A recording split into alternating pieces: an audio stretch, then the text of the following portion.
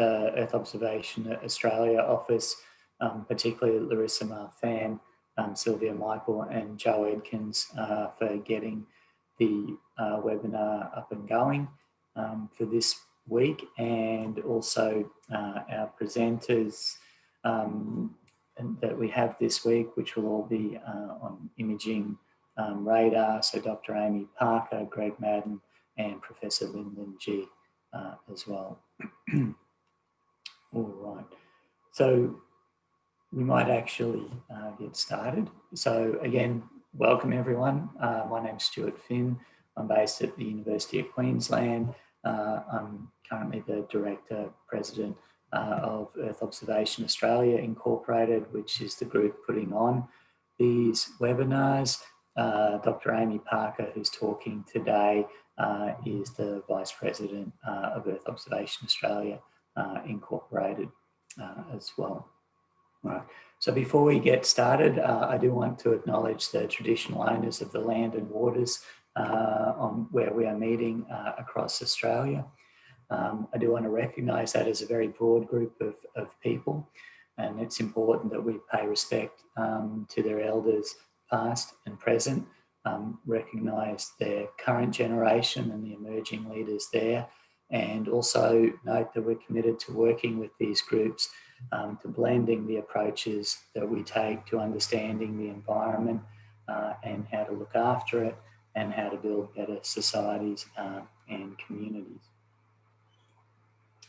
So here's I guess an outline of today. I'll just repeat the basic housekeeping. So if you could please keep your microphones and cameras off for the moment. We will have time for discussion a little bit later on. If you do have any questions, type them into the chat and we will try to respond to them as we go through this. Just looking through the number of people who are online at the moment, we've got a broad group of people from across Australia. It looks like almost all states and territories. Also people across government agencies from state to Commonwealth. We've got private industry. It also looks like we've got universities and research organisations in there as well as a number of people from defence as well. So that's a really nice diverse mix. It's really important because that's what Earth Observation Australia is about, is bringing everyone together in that particular space. So just a little bit of background before I introduce our presenters and what we're going to cover today. One of the things that we try to do in Earth Observation Australia is present overviews of what's happening in terms of technological developments, whether it's access to different satellite image data sources, look at advances in processing for turning those data streams into information, and how people are using that in government and industry and commodifying it and moving forward, and also how we're building our community and moving forwards with education as well. So today we're actually going to focus on a couple of those areas, but specifically around imaging radar.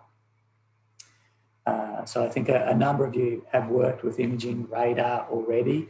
I think from a historic point of view, it's probably our most underutilised data source for a whole range of reasons. I think as you're going to hear from our presenters today, we are moving into a very different era of being able to access imaging radar data sets at a range of spatial resolutions, a range of temporal resolutions, and moving to the point that we've gotten to with optical imaging systems, where we can start to build products and services, and be enabled to work across environments which might be traditionally challenging due to smoke and clouds for optical imagery, or start to look at more detailed and new measurements, whether we're looking at land surfaces, vegetation, ocean surfaces, and how they're changing.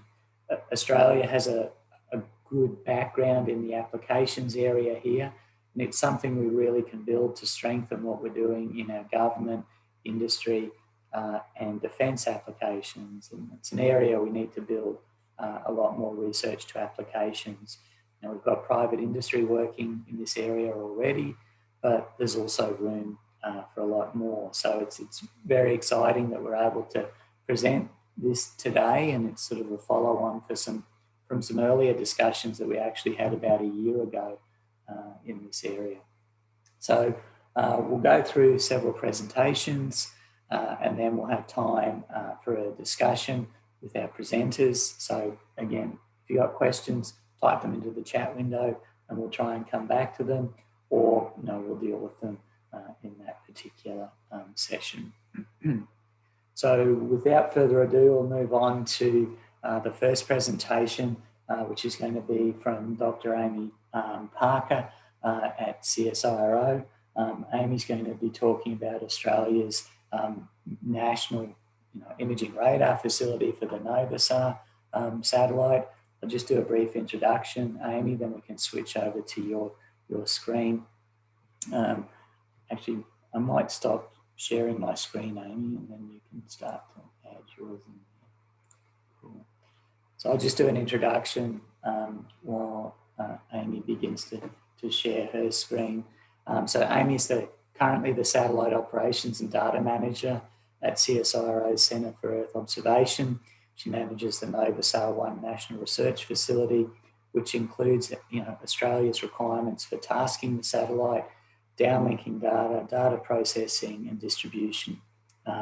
Amy also leads the Synthetic Aperture Radar Science Initiative under the CSIRO Space Technology Future Sciences platform.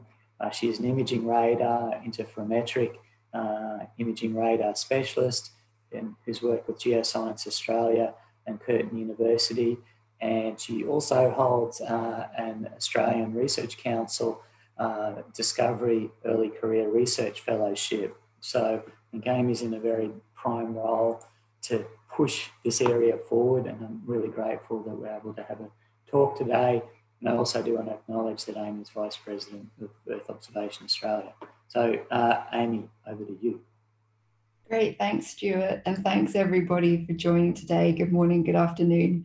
I wanted to take this opportunity to really introduce the community to the Novasar National Facility, which will be open for public use and public access to the data by the end of this year. So first, I thought it would be useful to take 30 seconds or so just to review some of the key concepts around synthetic aperture radar, and whether you're not so familiar with this as a source of remote sensing data.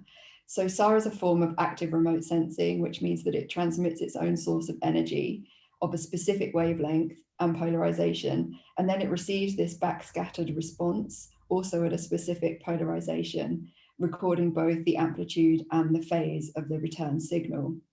So that received signal provides information about the dielectric properties and also the structure or the roughness of scatterers on the ground. And in general, you can think of it as the sensor seeing objects or being sensitive to objects that are about the same size as the radar wavelength or greater. So some key capabilities of SAR sensors that are different to optical remote sensing are that it provides penetration through clouds and smoke. And because we're not relying on the illumination of the sun, we can acquire data both day and night. SAR can also penetrate the vegetation canopy to a degree that's dependent upon the wavelength. And it can also provide information about ground displacements through this phase component, because the phase of the return signal is dependent upon the distance between the sensor and the ground.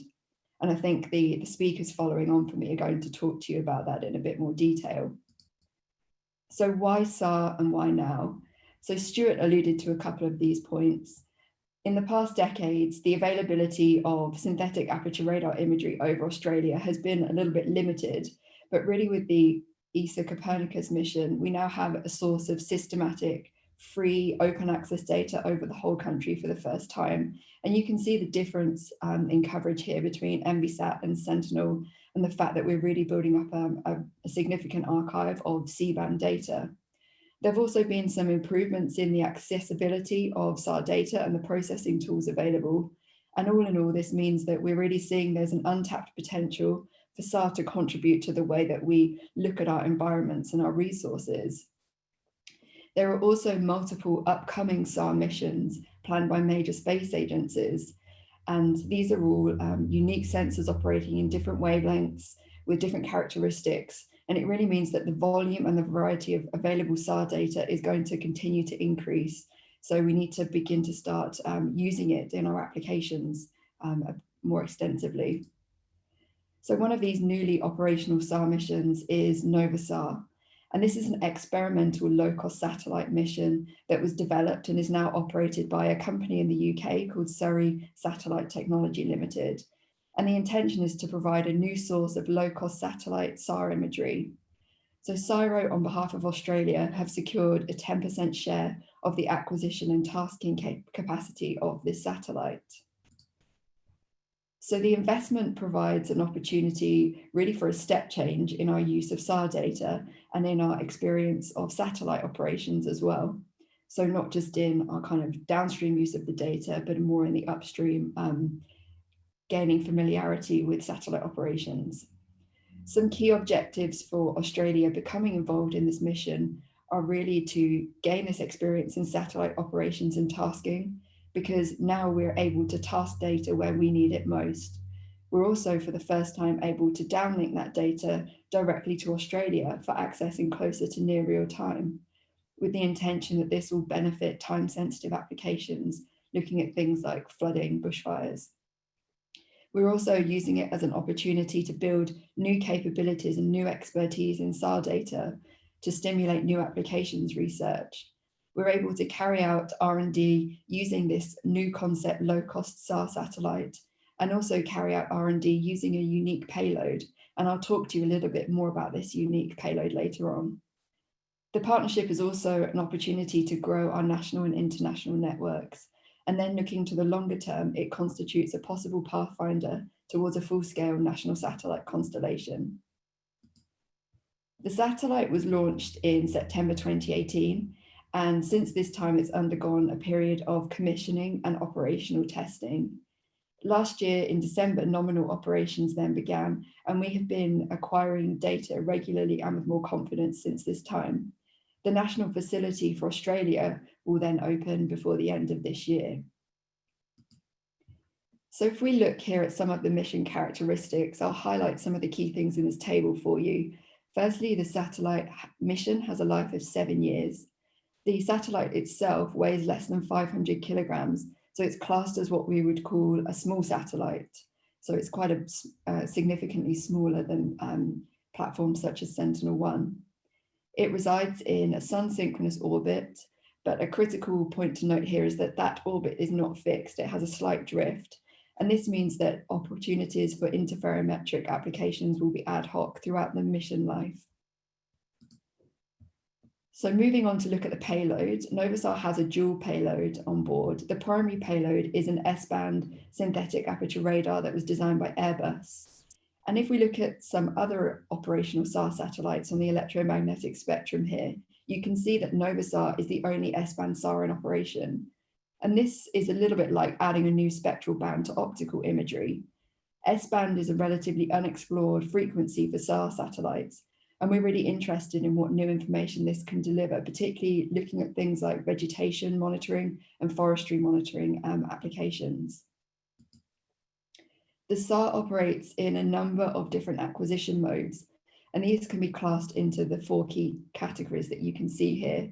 Strip map, which is the highest resolution, most useful for detailed observations, through ScanSAR and ScanSAR wide, which are more suited to monitoring over larger areas. And then this maritime mode, which has quite a large swath of 400 kilometers and is specifically designed for ship detection. So each of these modes can be operated with the antenna pointing right or left and from an ascending or descending orbit. Some of the modes also have dual or tripolarization options. And what's been quite exciting for us is that there's actually flexibility to design and implement new modes throughout the mission life. And CSIRO have already expanded the number of operational modes that are available, adding in polarizations, resolutions, etc., to suit to what we think Australia's needs will be. So the secondary payload on board is something called an automatic identification system, or AIS receiver. So AIS is a very high frequency system designed for the automated location and tracking of shipping vessels. So the AIS receiver on board detects signals that are transmitted by transceivers that are fitted on certain types of ships. So this includes all international voyaging ships with a gross tonnage over 300 tons and all passenger ships. Combined with the maritime acquisition mode of the SAR, this is a powerful tool for maritime surveillance. As you can see in this example here, it's possible to detect ships in the SAR imagery, shown by the blue diamonds, that are not sharing their location information via AIS, which is shown by the yellow rectangles. And these may be identified as suspicious targets. One of the unique things about the Novasar mission is that it's actually an international partnership. And this is a partnership between Australia, the UK, India, and the Philippines. Each of these mission partners has fractional ownership of the satellite capacity. So at the moment, our capacity share is 10%. This means that we can request data anywhere in the world, but we have priority over the acquisitions that fall in this area of access that you can see shown by the yellow line. And you can see each of the areas of access for each of the mission partners in these images here. So it also means that we're very unlikely to be able to facilitate acquisitions over the areas of access of other mission partners. So we will unlikely be collecting data over the UK, over India, or over the Philippines, but we can request data anywhere else in the world. So our 10% capacity share in the mission is being operated by what we call a national facility for research. And this is really a natural extension of CSIRO's operation of other long-standing national facilities, including the Australia Telescope National Facility and the Marine National Facility, which you can see here in these circles. And some of the key features of a national facility include the provision of all of the data, free and open access. We will be awarding imaging time on a merit basis, and we have also appointed an independent steering committee to govern operations of the facility. And these are features of other national facilities run by CSIRO.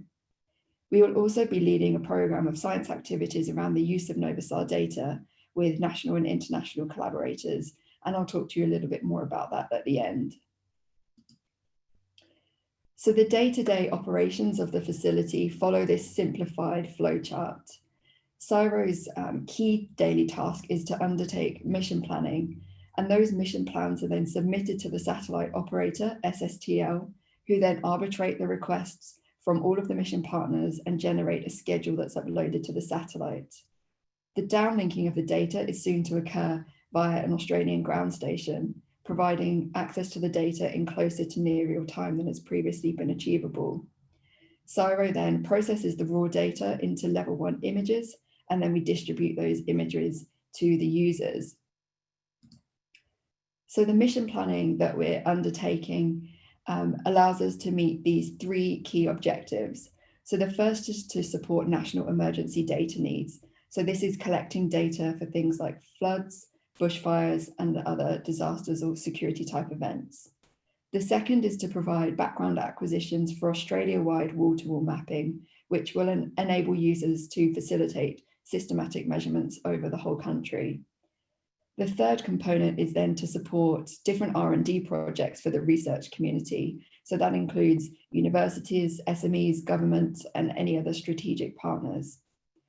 So the key things to note here is that the data that's collected for all of these objectives will be made available free and open access with no proprietary period. The usage of that data is subject to the terms of an end user license agreement, and it cannot be sold. And the new tasking requests for these R&D projects that fall under Objective 3 will be allocated on a merit basis, as I mentioned before. So I'm going to talk to you now a little bit about applying for new Novasar tasking for your R&D projects. So users will be required to submit an application, and this model of accepting applications has been used successfully for the Australia Telescope National Facility for over 10 years. So it's been proven successful for many, many years. So you will be required to submit applications via an online system called Opal, and this will be on approximately a quarterly basis. The proposals will consist of 4 different elements. So the first of these is a cover sheet that summarizes the researchers and the proposed use of the data. And this is an online form that's contained within the Opal system. The second step is then to complete an acquisitions table, and this contains the imaging requirements. So it tells us which mode you want to use, how long you want the data for, etc. And again, this is an online table contained within the Opal system.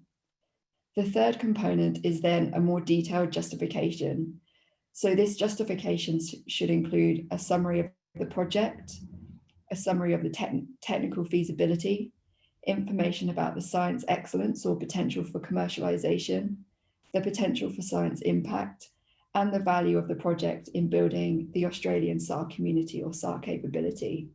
And these are the key assessment criteria that the proposal will be assessed on. The fourth component of the proposal is then an area of interest or AOI file, and this allows us to actually see where you want the data and to use in the mission planning. So who can apply via Opal? Initially, anybody in Australia can apply, and there is scope to extend this to the international community in the near future if the demand allows.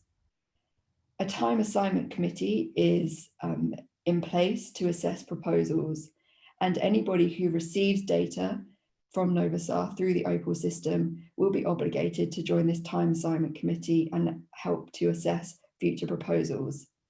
There'll also be a sanity check stage by the satellite operation managers to ensure that what is being requested is feasible.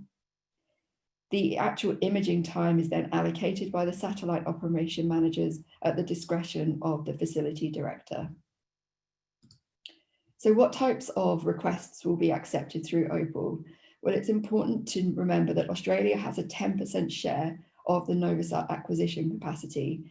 Therefore, there is a finite amount of data available and limits upon the amount of data that can be requested for an individual proposal. So for the best chance of having a proposal accepted without any modifications, we recommend that the areas of interest are no wider than the swath width of the selected mode. This is because if you select a very wide area of interest, it requires consecutive days of imaging, and this uses a disproportionate portion of the satellite capacity share. It's also useful if AOIs are no longer than 400 kilometers in length. And as I mentioned earlier on in the talk, they shouldn't clash with another mission partner's region. So for more information, the operations team will be on hand throughout the application process to provide guidance, to help you select appropriate AOIs, and to help you determine which acquisition mode is best suited to your project. And there's further information on the application process will be made available through our website. So Novasar data is provided in level 1 L1 format, and this includes single look complex products and multi-look detected products.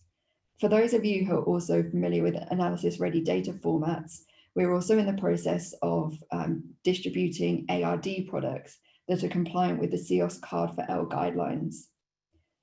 The current software that's compatible with the data includes Gamma and NVSARscape, and there are some utilities also available in the European Space Agency's Snap Toolbox. Any updates on this will be provided to users in due course. Currently, the satellite operator, SSTL, are developing these tools with the European Space Agency. So actually accessing Novasar data will initially occur via an online form shown here on the left. And this allows users to download KML files that shows all of the available data. Clicking on the polygons will then provide a capture ID, and then you simply submit the capture IDs of the images that you require to through an online data order form.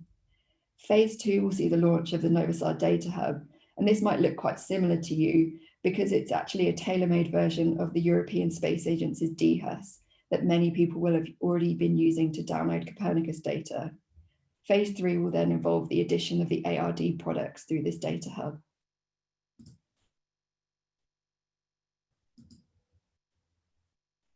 So I mentioned earlier that we've been acquiring data on an increasingly regular basis for almost 12 months. And data has been collected for a number of purposes. So firstly, for testing out the mission planning software, learning how to task the satellite and how to use up all of our capacity in the most efficient way. And these types of images have been acquired over capital cities, corner reflectors, and other landmarks. We've then been able to capture imagery for some disaster events in Oceania, including flooding in WA, the bushfires that impacted the East Coast earlier this year, Cyclone Harold, which hit the Pacific Islands in April, and the White Island eruption in New Zealand last December. We've also been working towards having a full first background coverage of the whole country. And then through our SAR Science Initiative, we've been looking at some initial science applications as we begin to develop workflows for using Novasar data. So this includes actually acquiring data from multiple SAR frequency bands over regions coincidentally. So here you can see the coverages of the data that we've captured. And you can see that from December, really the density of this coverage starts to significantly increase as we begin to task the satellite in a more effective and efficient way. And actually, up until October this year, we've collected over 750 images. So this is the full coverage of the data that's been collected so far. And this 750 plus images will be made available free and open access to users when the facility opens. So in our sort of development of preliminary workflows, we've been able to use some of this initial data for quality testing and also to begin to look at how we can work with software providers to develop the readers to ingest the data. And this has been undertaken through the SAR Science Initiative, a project that's run under CSIRO's Space Technology Future Science platform. And really this project is intended to support Novasar activities, including the development of key workflows, supporting users to work with the data, to develop how-to guides, and also to carry out some activities to explore the sensor's capabilities. And the intention here is really to develop new Earth observation capabilities and expertise focused around Novasar and other SAR datasets. So a suite of case study applications provide some initial insights from the data and are to be developed into how-to guides for users. And these include mapping bushfire damage with Novasar, looking at crop mapping using multi-frequency SAR over this agricultural region in WA, mapping flooding with SAR and Sentinel-2 data, and also working with the maritime mode to explore how it can be used for the detection of shipping candidates. So to finish up, Australia's 10% share of the Novasar mission is being operated as a national facility. These operations are managed by the CSIRO Centre for Earth Observation and are governed by an independent steering committee. The facility will be launched before the end of 2020. And when this launch happens, it will open up free access to over 750 images that have already been captured. And the usage of that data will then be subject to users agreeing to an end user license agreement. The launch will also involve the opening of the OPAL proposal system, where we will be accepting proposals for new tasking over specific areas of interest for your R&D projects. So announcements around the launch of the facility will be made via CSIRO and shared through the EOA communication channels, or you can also register your interest in receiving updates directly via the Novasar info email address. You can also be kept up to date with key information through the Novasar website. So again, these are the main points of communication that you'll need, and I look forward to taking your questions in the discussion session. Great. Thanks very much, Amy. That was extremely helpful. So what we'll do now is we'll hold questions until the end. And if you do have questions, please type them into the chat window.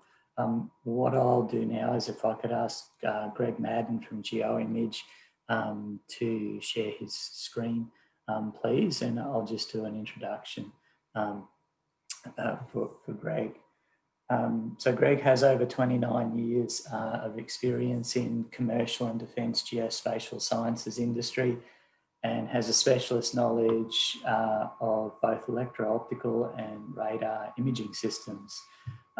He has built a sort of solid experience and reputation on image processing methodologies and project management for large-scale satellite image projects. Recently, Greg's been involved with the production of interferometry projects, and noting that may be a new term for a number of people who are actually listening to this now. And hopefully Greg will talk about what interferometry is, using a whole range of different imaging radar techniques, as well as positioning systems as well. And a lot of this has been done using packages like InVis, and others. So Greg, I can see you've got the slide set up. I'm happy to hand over to you now if you want to turn your video on, and I'll get on mute and get out of the way. Thanks, Stuart. Good morning and good afternoon to everyone. I've been given a request for a quick presentation on surface movement monitoring and some of the work that the industry is doing in regards to this. Firstly, I'm looking at, those who don't know, GeoImage is an Australian company. We've been around since 1988. We're independent specialists in satellite data and processing. We have access through our agreements to a number of different radar sensors, and this really gives us great flexibility to be able to conduct projects and to collaborate as well with not only the satellite operators, but also the software producers. And again, because we also deal with high resolution optical imagery, we can use that and to help with the collaboration of projects. And recently, we had very close contacts with surveyors here as well. So we find ourselves positioned to be able to press forward with establishing and developing a surface movement monitoring service, which is typically known as INSAR. We use interferometric synthetic aperture radar, called INSAR because it's easier to say. Typically what we're doing is we are observing, using satellite-based radars to identify surface displacement. They can either be subsidence or uplift, but not only the displacement, but also the movement velocity, the rate of change. Because obviously if we've got displacement that's as a ever-increasing, actually increasingly rapid rate of change, it becomes a problem for roads, for mines, for buildings, generally everything. INSAR, we have two components. I won't give a total revisit to radar. I think everyone's reasonably comfortable with what radar is, but it has two parts to the signal. Normally, traditional uses, we are looking at the amplitude of the signal, where we're looking at the roughness and the structure, and we get a good visual representation of the lay of the land, and we can conduct all sorts of analysis, a lot of that visual. But we also have a phase component of the signal, and that's on the bottom there. And it doesn't make a lot of sense to anyone except when you start thinking of it measures distance. And the phase is what we use to measure, the phase portion of the signal is what we use to measure how far away the surface is. It's another shot of just the amplitude of radar, just to flush that phase image out of your mind, because it's no good to anyone unless you're using software. We'll get to INSAR, have a look at how it works. On the left, we have our pass one, which is pre-movement of any ground movement, and we can see our phase. It's going from the satellite down to the ground and back, and because it's a known frequency, we are actually able to measure how far the elevation of that ground based on, we know where the satellite is, we know the speed of the signal, and we know the wavelength. When we go past on a second time post-movement, we see our phase is shifted, because in this case we've got quite a dramatic drop in the surface in subsidence. We're able to measure, using that change in phase, we're actually able to measure how far the deformation of the landscape is. Because all of a sudden the signal is either closer, or what's returning to the satellite either faster, or taking longer to return, indicating a change in the landscape. If we have a look at a quick a visual, we can show that as a substance happens, the ground subsiding, we're seeing an increase there. It's highlighted in the red in the phase, and all of a sudden the signal is longer, taking longer to get back to the satellite. Therefore, the distance between the satellite and the surface has been extended. If we do this once, we can measure the displacement of the feature, either closer or further away to the satellite. And as it goes up and down, it gets closer and further away. And because we're looking at a wavelengths, which are typically we're talking centimetres, we start getting highly accurate measurements in our deformation. We're talking millimetres, 5 millimetres up to 15, depending on the wavelength. And all of a sudden, we've got some very high accurate measurements that are starting to pick up on some of the more subtle movements of the landscape. Now, there's a number of ways that we can do this, and it comes down, they call them a variety of different names depending on who's developed them, the approaches and whatnot, but basically when you get a stack of SAR images, known as interferometric stacking, we can start drawing up a baseline of what's happening with the Earth, and also we can start developing trends as features are subsiding or uplifting. We can do this a couple of different ways. It's not the only ways we can do it. On QImage, we're kind of looking at two specific approaches. We're looking at persistent scatterers, and here we're looking at what are typically scatterers that are always around persistently appearing on the imagery, hence the name. They tend to be man-made features, but they can be natural. This is good for urban areas, and also good because it takes away some of the complications caused by vegetation.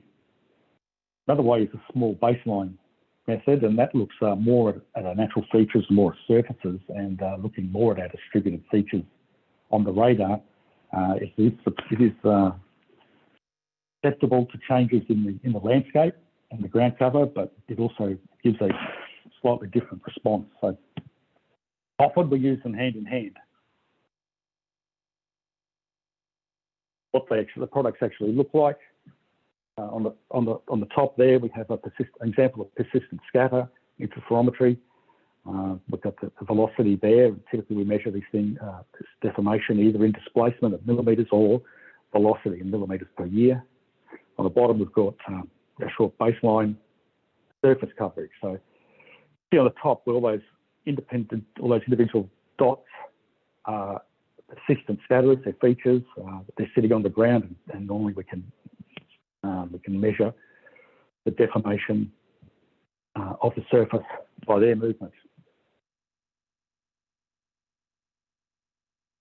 So have a look at a case study. If we have a look at one that's happened here in Australia recently, we can see what can happen, and we have a look at could we have foreseen a particular event. Anyone who may know about the Cadia gold mine in New South Wales had a bit of a mishap a couple of years ago. The gold mine's located just outside of Orange in New South Wales, and the operator of the second largest open cut mine in Australia.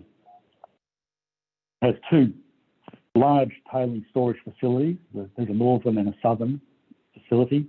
And in January 2018, works began to increase the capacity of the embankment of the northern tailings storage facility by raising the embankment wall.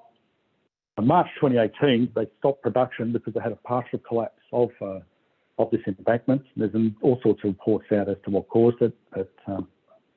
Find those online. But what we're looking at in particular, this could be a foreseen a partial collapse, using interferometry. We have a look at a time series of Sentinel-1 radar captures, starting from January 2018. And we're scrolling through February, 25th of February is the last, and the 9th of March, we have a partial collapse there of the embankment, which has come up really well on the Sentinel imagery. And then as an optical, because quite often we like to use optical in hand with radar, so we get a comfortable view of what's going on. We have here some imagery taken more recently of the embankment area, and we can see that the embankment has collapsed. Tailings have spilled out, fortunately contained within the southern tailings storage facility, but nonetheless it did cause a problem for the mine operator. Could we have, well, would surface monitoring have given us any heads up to send any alerts out and see whether we could know what's coming up, what's happening? We have here is a study done using Sentinel-1 data. It's 20 metres resolution product, and we used 35 scenes to create a baseline of what was happening on the surface there, and we can see the movement in red right in that circled area, and that is right where the mine operator was doing work on the embankment. We could see up in the top corner around January, 1 month before the event, we actually see an increase in velocity of the displacement. Tailings mines, you know, they're made of earth, they do settle. The tailings in there do settle as well, because it's the nature of the storage area and the way it works. So they go in as a slurry and it dries off. But when we see a rapid acceleration of subsidence, that's a heads up if there's a problem. We go and have a closer look right into the, in this case, the vectors derived from this small baseline. You can actually see many little interrogation areas there on the graph, a rapid drop-off as we get closer to the February 25th, which was the last scene before the collapse of the embankment.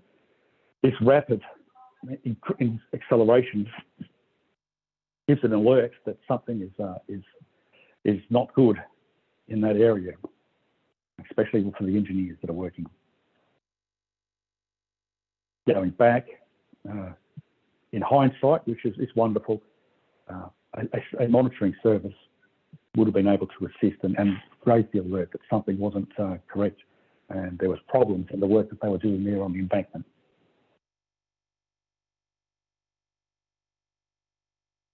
It's not just the mining sector that there is use for surface monitoring. We can also look at lines of communication with roads, rail, look at urban areas. This is an area in Germany using TerraSAR-X, which is a higher resolution pixel. There's 34 scenes there. We can see subsidence there and surface movement of the roads in areas and also the ground. What's happened there is they started up a surface mine in the area that was mining lignite, which is brown coal. And you see, as it's been ripping away at the earth, we've got some subsidence there in the local area, which in this particular case, the operator who wanted the study done is highlighting just what's going on. You can see that some areas northern half of the image are quite stable, and all that red is minus 20 millimetres subsidence, and that's a year. So there's a pretty rapid acceleration of subsidence.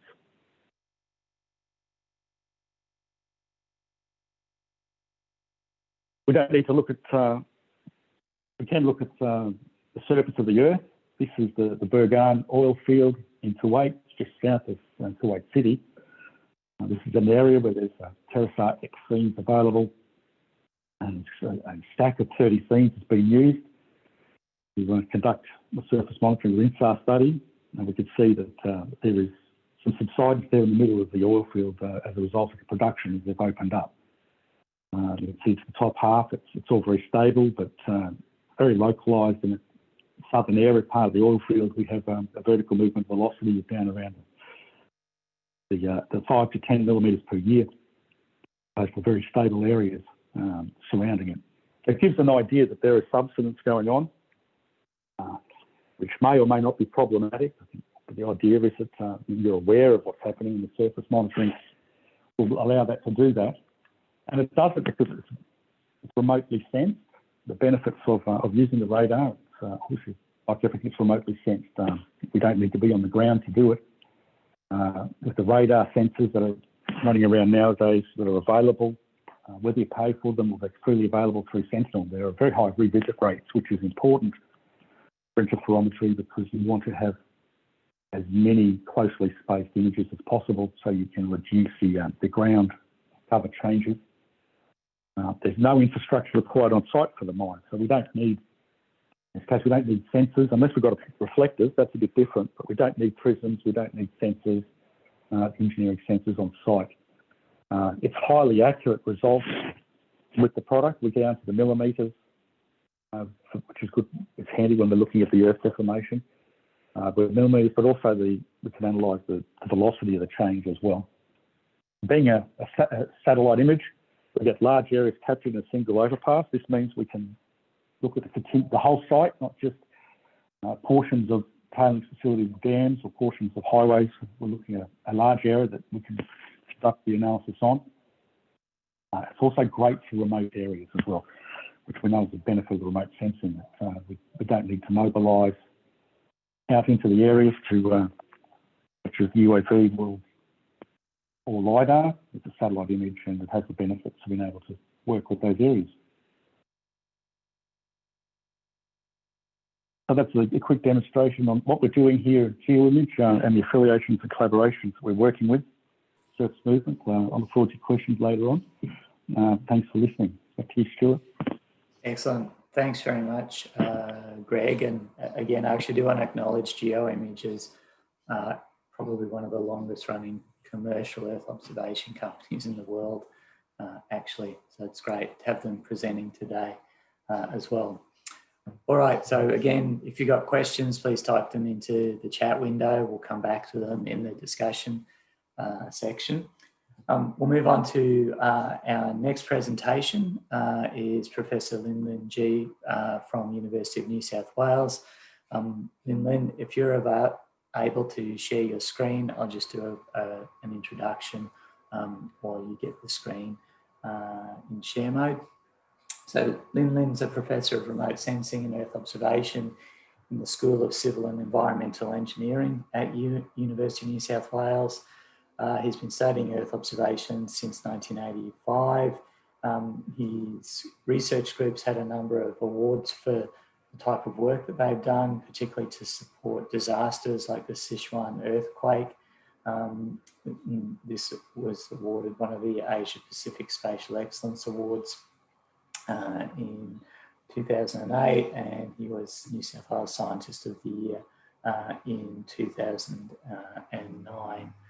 He has his PhD from UNSW and his Masters and Bachelors of Engineering is from Wuhan Technical University of Surveying and Mapping in China. He also was a postdoc in the Meteorological Research Institute of the Japanese Meteorological Agency. I think a number of you know they're one of our major partners in Earth observation, particularly for geostationary imaging work.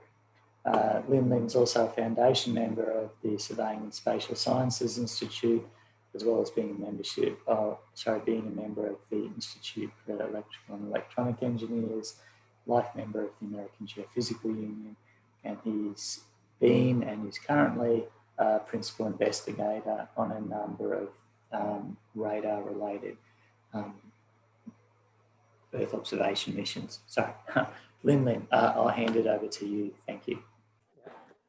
Thank you, Stuart, for the introduction, and good afternoon, everyone. I want to just basically show some of our case studies, start from bushfire and then flood and earthquake, about a couple of case studies for each.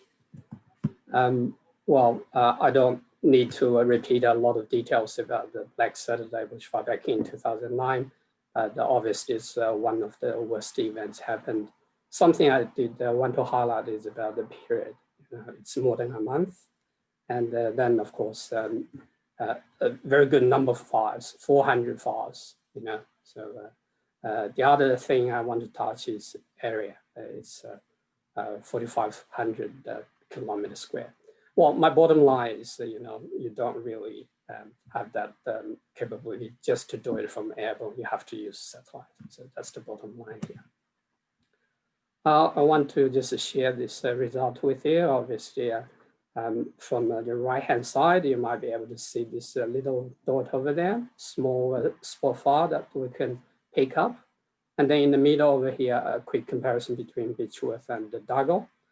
For experienced people, you know, this one has been contained. That one is still out of control. Very obvious. This is the beauty of satellite imagery. And by the way, this is shortwave infrared. Something that perhaps not that obvious is we need to look at here. We know that Kinglake and Marysville and places like that were actually the epicenter of the Black Saturday fire, but unfortunately, guess what? It's actually under cloud cover. Initially, when I had this result, I thought it might be a thick smoke, but I was proven wrong, so it's cloud. In the gap here, you do see the fire down there. So in that sense, whether you agree or not, the shortwave infrared was a kind of failed, really, at that moment. But that doesn't stop us from speculating. You know, academics will love doing that. So I've been around to many agencies talking about, you know, if we do have real-time access to satellite information, we really should go proactive. We have this very powerful firefighting devices, such as here, not to mention the fixed-wing air bombs and stuff like that. So if you do have intelligence, accurate intelligence, then you can actually get rid of the fires before they develop to major fire fields. These are obviously multi-temporal results. As you can tell, the fire spread, as I mentioned, unfortunately, we don't really get a comprehensive picture thanks to the cloud cover and stuff like that. I want to zoom in a little further as well, just on 3 areas that are indicated over here. Each is unique. So looking at the epicenter, as I said, the Marysville Kinglake. In the middle, we know that you know, it's decimated, but we don't have any information. Again, the cloud cover that's got us, unfortunately. Then look at the Beechworth. So when we started, we got a full coverage. We were lucky because there was no cloud cover over there, but later on, cloud also became a problem. This one with a little further look. So you might have noticed some places the fire actually were on the water. So initially when I had the result, I actually told my assistants there might be something wrong. They need to go back and redo their results. And then they came back to me and said, well, you know, everything has been done and it's like that. And why is that? Okay. Well, coincidence, isn't it? Very similar to a title that Amy put up. Why here, why now? And you say, well, this is a radar session, and you've spent quite a few minutes talking about shortwave infrared. Well, of course, we're focusing on temperature difference. There's no problem with that. It is fire, but we do have 2 major challenges over here. One is cloud cover. The other is actually the hot air balloon. Balloon, as I indicated in the last animation, you know, that could potentially mislead us in terms of where the fire was and so on. So we actually have been doing a lot of research and indeed to try to convince a lot of people we need a brand new approach to fire monitoring, bushfire, because it's not just fire. You need not to only look at the fire aspect, but also the bush aspect as well. And of course, many of us know that radar is a wonderful technology when it comes to bush monitoring, okay?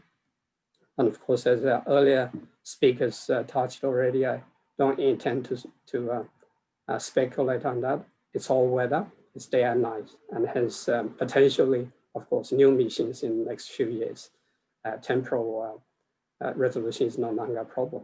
So what we look at the UNSW is a very unique way. We look at the byproduct of the InSAR process, the coherence. So basically, that's a similarity between 2 images. One image collected before the event and the other after.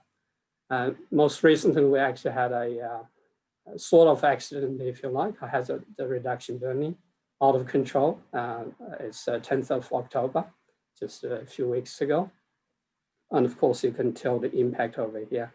And of course, the traffic, it doesn't matter whether it's road traffic and rail traffic, have to put on hold. For those who are not familiar with the location, it's a waterfall station in the middle of the national park, really. Okay, still start from something we're familiar with. the true color, tell you the smoke, the burnt scar. That's about it. The shortwave infrared is actually doing a brilliant job when you don't have cloud cover, okay? So you can tell the upper part contained, the lower part out of control. And of course, the hazard reduction really was just intended to be around here, okay? So that's what we are good at, I hope. So we actually pull out some archive images from the pre-event pair. So both the first image and second image acquired before the event, as you can tell. We have one mid-September, the other end of September. This co-event pair, as we call it, one was collected before the event and the other as the fire is going. As I said, from the image collection perspective, we were kind of lucky because on the day when the event happened, we actually had a SAR imaging site collection, okay? So that is a brilliant data set for the research. We actually went further to do some further analysis so that we can highlight the area that has been destroyed. So as I said, that's very much a bush being destroyed and hence highlighted by our sort of innovative technology, if you like. If you compare with the shortwave infrared over here, that's this part that we're talking about. And obviously there is a 1 day difference between the two. So the optical was captured 1 day after the SAR, and hence this bit, well, actually not in there. It didn't occur yet, okay? So in that sense, it was spot on, and hence I'm actually quite excited in terms of going that further on this track. It's still work in progress. Ideally, we have the end product. It's just a shapefile to indicate a far field or otherwise a small far picked up about by the coherence difference, all right? Okay, back to the radar. So we did have reasonable track record of research in this area. So back in 2011, we obviously used the InSight coherence to monitor extensive floods in Queensland as well. This is the Rockhampton result promoted by the BBC, as you can tell over there. At that time, we were fortunate to partner with the Italian Space Agency, so they actually lent us a mobile ground receiving station. We placed them in Bathurst. We demonstrate that you know, when you get hold of the hardware, you can actually minimize the delay. So from image capture to flood intelligence on the website, 29 minutes, less than half an hour. There you go. The Nepal earthquake, I just want to share with you the results very quickly. So in a sense, it's not massive. So we managed to capture it just in one single frame of the image, which is good. And of course, what has been quite significant as far as we're concerned is we're not just happy to get the results and perhaps to write a couple of papers on that. Really kind of step into the shoes and indeed see things from the perspective of the local residents and say, well, what could the result do to help them, really? So what we did is actually look at events of similar magnitude and perhaps similar geological settings and so forth, and say, well, there is actually something not so great that is going on here, because obviously the expected displacement is should be much more than that. It should be more than 3 meters. But what we measured using the radar, using InSight, is just about less than half of that. So we look at other case studies, and indeed, we managed to do a kind of forecast really on the possibility of major aftershocks and so forth. And of course, we did our homework, make sure that our calculation is okay, our you know, the conclusions is not going too far and so on. So we managed to publicize that both here in Australia, but also overseas as well. And guess what? It was spot on. So we managed to publish those on 5th of May, 6th of May, and then 10th of May. And the major aftershocks happened on 12th of May. So that's a example of what you can do in terms of when you have access to some high quality data and stuff like that. Obviously, we also send the results to relevant agencies, as you can tell over here, in Nepal, in China, in other parts of the world. Just very quickly, a comparison, obviously the Nepal quake, the seismic fault is reasonably small, and hence we can capture it with just a single frame of image. This massive quake happened in China back in 2008. That's where we actually started this journey of near real-time mapping of natural disasters. Unfortunately, the seismic fault was massive. It's more than 400 kilometers in length. And also the imaging mode, as you can tell over there, doesn't help us. You know why? The single strip by the Japanese satellite is almost perpendicular to that seismic fault. And hence, every time you've only got a small chunk of it, 70 kilometers to be exact. So it actually takes 7 paths in order to capture the whole area. The European Space Agency satellite is much better because it's operating in the scan-side mode, and hence a single image covers this whole seismic fault. So again, it's an exciting journey. It's something that I'm very keen to work with a range of partners. Some of you must be in the audience. So if you have some sort of applications similar to what I've just mentioned, we're more than happy to work with you and indeed perhaps demonstrate again and again the potential of radar interferometry in particular. The last thing I want to touch today is for many years now, we have been running our fully automated system, 2 systems. One is obviously targeting the differential insight, and the other is the time series insight, the persistent scattering insight Greg just mentioned. I also want to take this opportunity to thank my generations of students and postdoc researchers, and my former colleagues, and also overseas partners as well. So looking forward to working with you all in this exciting area of radar interferometry.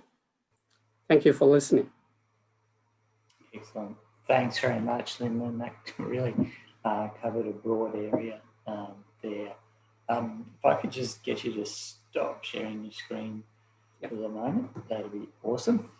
Okay, so first of all, I do want to again thank Amy, Greg, and Lyndon for giving us a really good overview. A couple of things there. This is an area in terms of imaging radar collection that has been around for a little while, but our ability to access and process these data sets has not been as widespread as optical image data sets in a number of areas. I do also want to acknowledge that there are substantial applications for physical oceanography that we haven't really covered today, and that's something that we'll try and do more of in future. Amy covered it a little bit in terms of ship detection, but actually, ocean surface height, waves, those sorts of things. We do have a lot of work going on there too.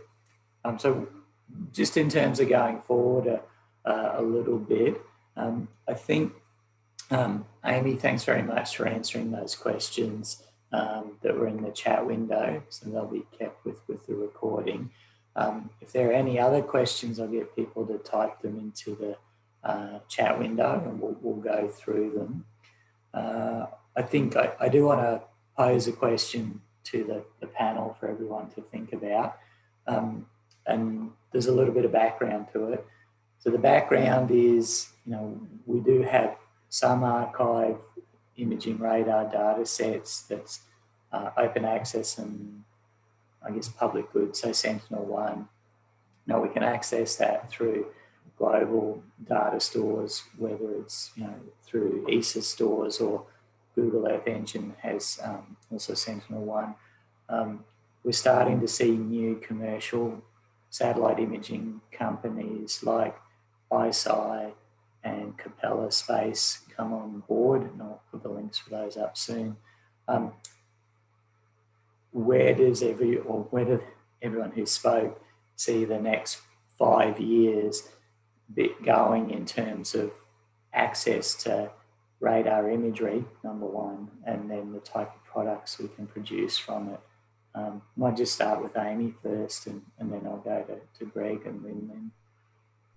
Sure. So I think what's interesting with these commercial satellite constellations is that for the first time they will be providing basically hypertemporal SAR data. So we'll be getting SAR data at, I think, sort of up to 90-minute intervals. Once that's what's proposed with these full constellations.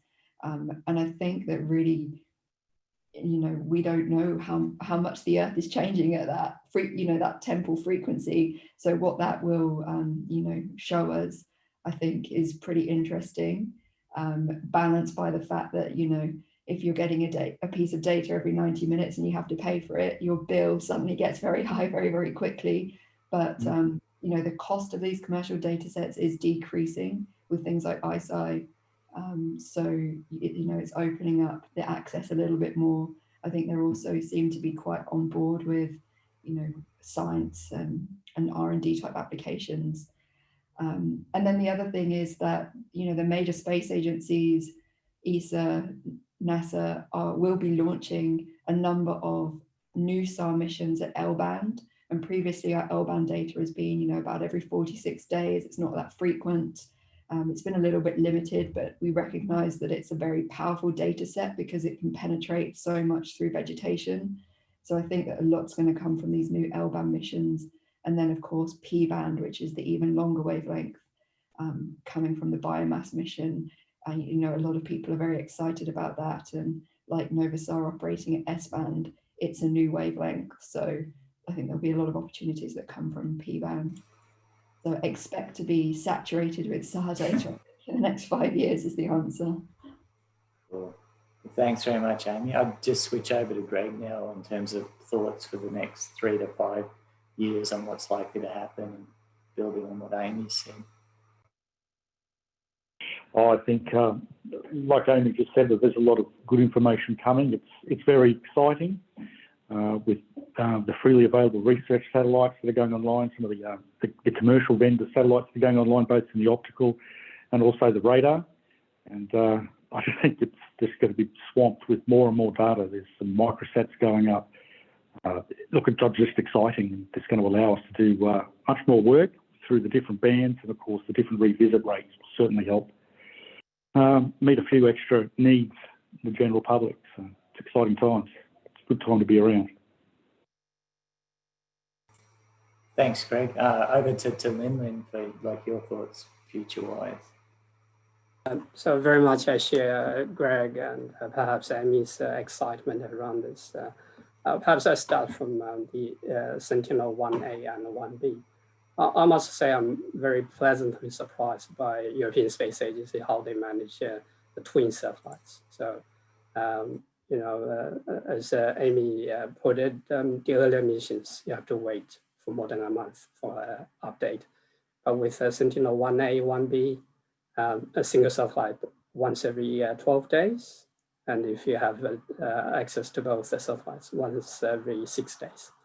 So it's already sub-weekly. Quick point I want to add is also, let's not just look at the big space agencies, NASA and ESA and JAXA and players like that, but also look in the private sector space. Think about, the amazing things SpaceX has done. So again, I guess in the near future, I'm talking about the next 2-3 years, everyone will be just like me, pleasantly surprised how quickly the SAR satellite deployment has been accelerated because of commercial space activities and so forth. And of course, small satellites such as Novasar. So I will stop there. Yeah. Thanks very much, Lynn. Just before we get to some other questions there, I want to pose another question for discussion. And this is an overarching Earth observation problem that's gone on for 40 or 50 years, which is, we just talked about, there's all this awesome data happening, but the people who are actually willing to pay for things in government, industry, defence, want information.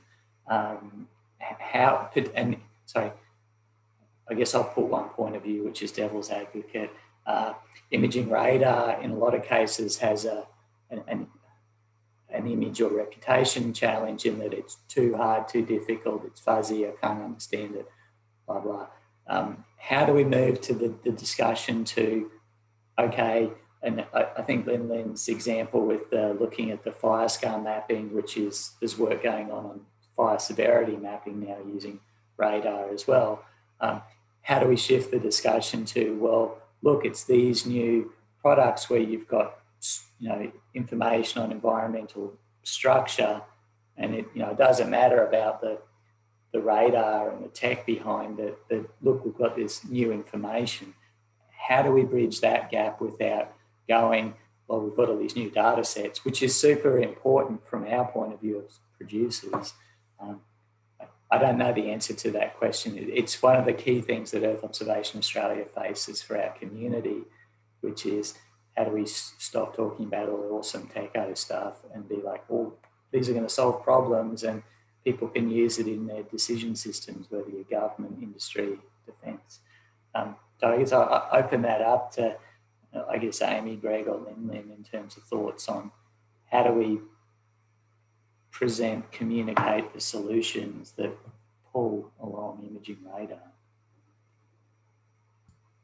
I think it's a good point, Stuart. And, I always think of myself as a SAR person, and you kind of pigeonhole yourself by the technology you're using. But actually, really, I suppose you want to define the problem from the other end, which is to identify the information gap and pose the technology in that framework rather than kind of being a technology push, actually solving it, beginning to solve the problem by defining the problem.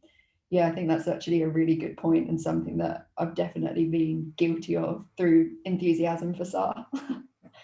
And we need that enthusiasm to, I think all of us have that for seeing and getting this working, doing the work on the ground or the water to make it work. So that's a good point to look for the gap. I know, Greg and Lin, any thoughts as well?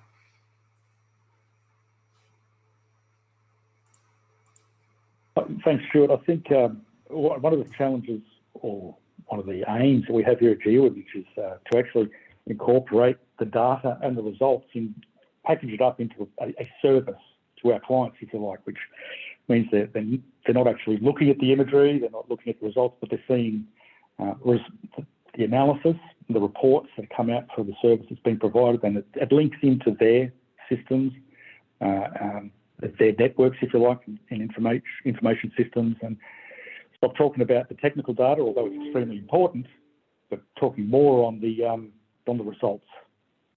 That helps a lot of the education. I think that's a really good point, Greg, in terms of you're delivering something as a product or service. It's got, a lot of our work is how do you build the expertise to deliver that, provide a product or service that fits into the workflow of the government agency or the industry or whoever's using it. Ideally it has to have the science and research behind it. And that science and research doesn't just, it's not something that universities or research institutions do alone. A lot of our private companies do this, our government agencies do it, parts of defence do it as well. So that's something to pull together. I'll just head to Lin now for thoughts on, you gave some really good examples of here are some solutions to problems. How do we communicate that more effectively going forwards? Well, both Amy and Greg and yourself have well said about, something that perhaps we need to think about as very natural. I was in discussion yesterday with our rural fire services colleagues. Something immediately they can point me to was say, well, it sounds like there is a very clear gap in terms of our research, what researchers can do, and what has been used for operations and things like that. I said, well, this is perfectly normal.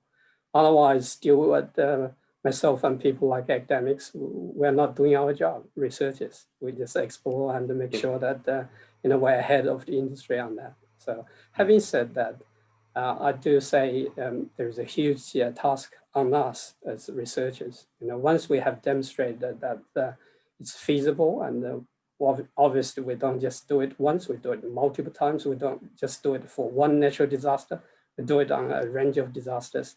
Then we need to get out. It is tough, I have to say. Think about back in 2008, 2009, that was more than 10 years ago. And I'm not just gave it a go and then taking a 10-year nap and that's about it. It's not. So it takes a lot of effort to convincing people, but as you can tell, I still got a very positive feeling about, the real world do need the technology. There's no doubt about that. There's no need to be guilty about promoting SAR here. But then on the other hand, we need to recognize it takes time. Sometimes it takes opportunities like we have today. We got 10% of the NovaSAR. I could never dream about that, as a student in Australia. There are, of course, the private sector opportunities, as I said, and so forth. And of course, the very much operational Sentinel-1A and 1B. I just want to give them more credit, put a positive spin very much on what we're discussing now. Thanks. Thanks, Lin. I think we should also acknowledge that Geoscience Australia has played a critical role with accessing Sentinel data through the Copernicus Hub agreement, which has been established with the European Space Agency and the groups there as well. And unfortunately, they couldn't present today, but that's something that we will come back to a little bit later on. So I'm just going to go to some of the questions in the chat in a second, but I think what we've just said highlights, the role, for a community to take in presenting what the capabilities and possibilities are for these particular technologies and solutions, and provide resources for people to access them. And the NovaSAR initiative, and there's also the synthetic aperture radar science initiative that Amy's running as well. Those things are meant to build capacity, and we don't immediately have to design, build and launch an imaging radar satellite, but we can do a whole range of things that will lead to our capability to use them. Just coming back to some of the questions in the chat, looks like there's a question there from Arnon Akkad in relation to, are there any recent improvements in imaging radar technology that takes into account moisture, and particularly what, just trying to read a bit more into Arnon's question.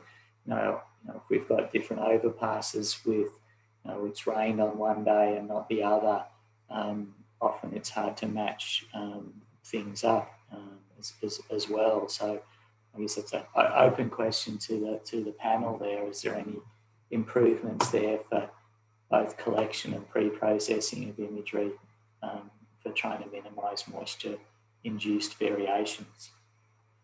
Given that that's actually a target that some people are after as well. It's not just noise. Yeah, absolutely, Stuart. I was going to say, I know there are active projects in Data 61 at CSIRO using Sentinel-1 to look at improvements of fuel moisture mapping and modelling. So absolutely, looking at the moisture is the target there. But interestingly, we have in some of our NovaSAR imagery that we collected over the Amazon have seen kind of rainfall events, but no, looking at improvements in the processing, it's not something that I'm quite so familiar with, but would love to be able to apply them on this particular NovaSAR image that I can picture in my head, where you can certainly see the effects of the rainfall. Well, thanks, Amy. Any other, I think Greg, Lin, or actually anyone else on the call, if there's any other comments you want to write in about sort of, I guess, moisture processing examples. I just want to go to the comment, just move away from moisture for a second to Salman's comment. There is that, previous applications have been event focused for an imaging radar, partly due to the nature of the acquisition capabilities of radar. but someone's also noting that there's a need for the longer term consistent monitoring provision of geophysical products. So I think Amy actually alluded to that with the production of both. I mean, there's analysis ready data, but there's also I guess, products which are available and ready for people to start putting into their sort of decision making streams, whether that's sea surface height, ocean wave, or ocean wind information. I think we're starting to see those things happen, and having data being collected and corrected properly is a key part of that. So Amy, that's the intention with Novasar and I guess also the Sentinel-1 data collections? Yeah, so with Novasar, that's the motivation behind trying to create these background wall-to-wall systematic maps of the continent. You know, that's really been identified as something that we'd lacked.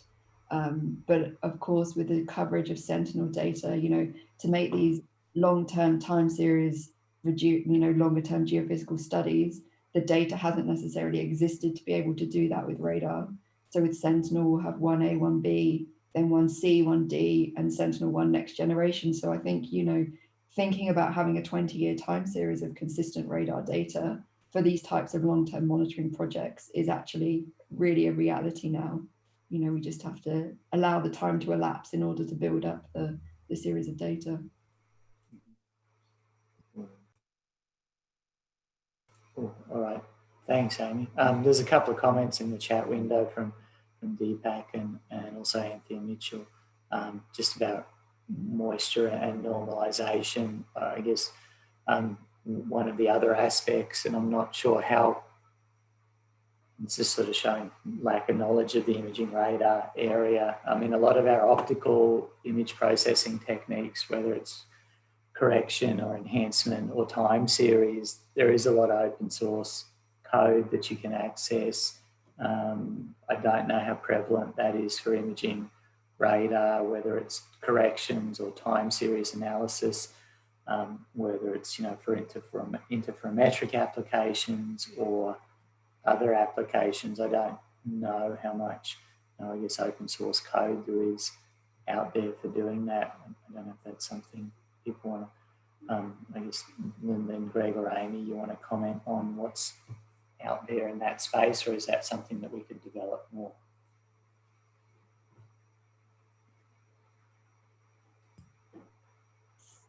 My quick comment on that is we don't necessarily have very much on that yet. Obviously, we have separate submissions looking at the soil moisture. So we might use the product to kind of as a correction for our InSAR process. Yeah. So Amy, were you going to say something as well then? From the interferometric perspective, there are definitely, you know, there's quite extensive open source, you know, code available, usually, you know, for research purposes only, but a lot of the time series analysis, like related to the persistent scatterers that you've seen in some of the presentations, you know, that's all been developed in universities and is all available open source. And there's actually a pretty reliable community online to answer questions in forums and things like that as well. So I'd say that there are definitely resources out there to work with InSAR data, you know, without having to purchase software. And a lot of that's come from JPL and Caltech. So actually, just following that up a little bit, the resources page for Novasar and that national facility, is that somewhere where you're likely to have links into like the NASA Jet Propulsion Lab code and also other communities? Yeah, I was going to raise that actually. So we're trying to compile a page of useful resources, acknowledging the fact that a lot of people maybe, you know, would like an introduction to SAR that, you know, that's worthwhile spending their time on. And there are some really excellent online courses that have been developed, things like the EO College Echo Space. So our intention is to put together a set of resources there. The InSAR side of things we hadn't particularly considered putting there because Novasar is not really intended for that type of application, but it sounds like it could be a worthwhile thing. You know, it's not a huge amount of material. So So I guess my next point partly addresses Paul Nugent's question in the chat window there, which is, I guess if you could put those things on that website, that's a nice national focus point for the community and for what you're trying to achieve with it as well. Are you actually able to post the URL or the web address to that resources page? That's number one. And then the second thing is there a rough date for when things would become, so when I say like the Opal system and all the other things would become active? Yeah, so we're hoping that will be prior to the Australian Space Forum, if not certainly by the end of before everybody goes on leave for summer break. Yeah. So the Australian Space Forum is in 2 weeks, I think. And just a reminder to everybody, I'll put a link up for it in a minute. You can attend that virtually. It is in Adelaide if you do want to get along to it. So if you're in South Australia, please head along to it. Otherwise, definitely worthwhile attending for updates on Earth observation. Just being mindful of time and that we are getting to the close of things. I just want to try and draw things together now. First of all, I do really want to thank Amy, Greg and Lynn for their presentations today and pushing us even further to building Australia's capability in imaging radar. So there'll be a recording from today where you can look at the slides there as well. In terms of going forward from now, a couple of things. Larissa's actually, if you look in the chat window, there's 2 important links. The first one that Amy's posted is the growing list of resources on the CSIRO's Novasar page is one. And then Larissa's kindly posted the link to the upcoming Australian Space Forum event, which will be 2 days in Adelaide in 2 weeks' time. And then while we're talking about events, I do want to remind everybody that in August next year, we will be having our face-to-face inaugural Advancing Earth Observation Forum. Ideally, there will be a significant imaging radar component to that. So please keep that in your calendars for next year. Look for some more material coming out soon. If you're not on the email list for that, visit the website, which is www.earthobsforum.org, and participate in that. With that, I will close things off for today. Again, thank you to our presenters. Thanks to everybody who attended. We had over 60 people online across the country. It was excellent. And again, thank you to Larissa Marfan, Sylvia Michael and Joe Edkins for making this happen on the Earth Observation Australia Incorporated point of view. So with that, I will stop the meeting, and thanks everybody again for your time, and we look forward to catching up soon, maybe at the Australian Space Forum or at our next Earth Observation Australia meeting as well. So thanks everyone.